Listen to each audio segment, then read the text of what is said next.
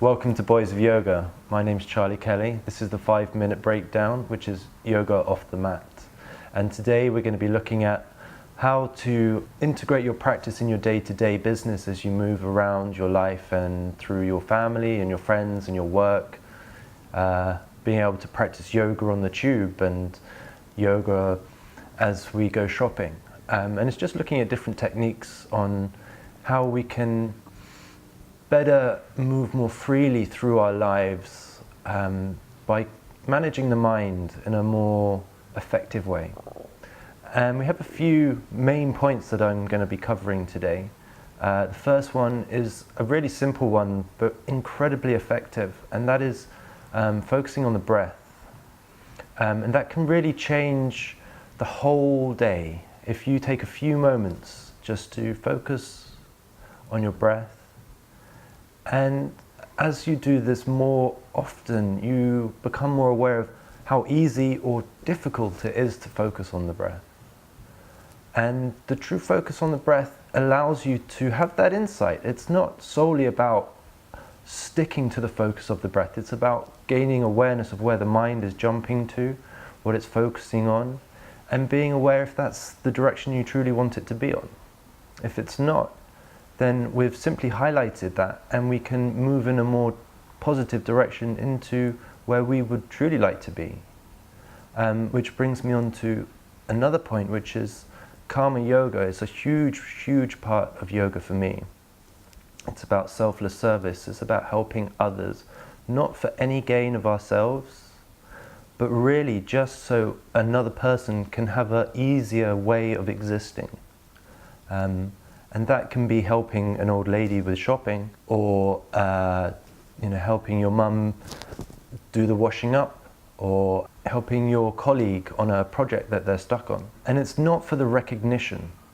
It's solely for the gain of the other person. The moment we start writing on Facebook today, I helped this old lady cross the road, it sort of detracts from the real spiritual benefits of it, because it's becoming an egotistical enhancement rather than a spiritual practice.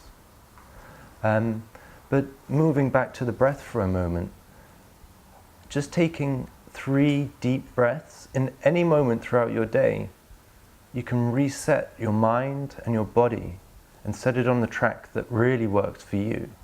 One that you can set a strong intention for and become a more clear vessel for life to flow through you, rather than finding some resistance and getting caught up in the mind. Another great technique which I often use is the body scan, and this is a fantastic one when you're sitting on the tube or on the train, on the bus, in the office. Just from the feet up, you just become super aware of the feet inside the shoes, inside the socks. Or if you're sitting at your desk and you've taken your shoes off, feeling the carpet underneath the feet. And then moving up, if there's any contact with the trousers on the shins or around the knees. If the belt is tight around the stomach or not, being aware. And it's also having no judgment as we move up through the body. It's just increasing and deepening the awareness of where you find yourself in this moment. And then as we work all the way up through the body, becoming aware of the stomach, the breath, the shoulders, maybe they're hunched up, maybe it's just releasing them and seeing if that feels better for you.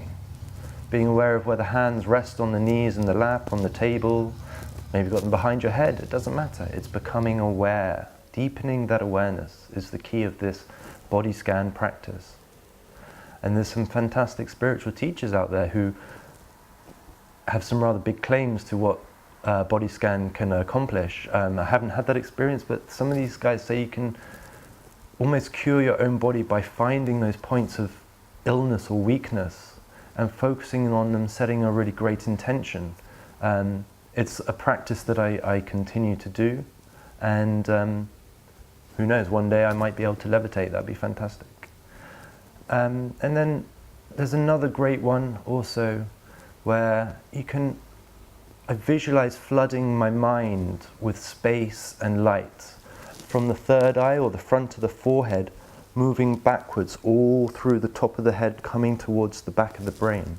With each breath, that expansiveness, that spaciousness, and that white light that clearness expands a little bit further, and it sort of eliminates any thoughts that aren't necessarily serving me, and I have this feeling of lightheadedness in a very grounded way where it's expansive and controlled and intentional rather than spinning around loads or standing up really quickly and you feel a bit wobbly. It's a very grounded feeling of lightheadedness.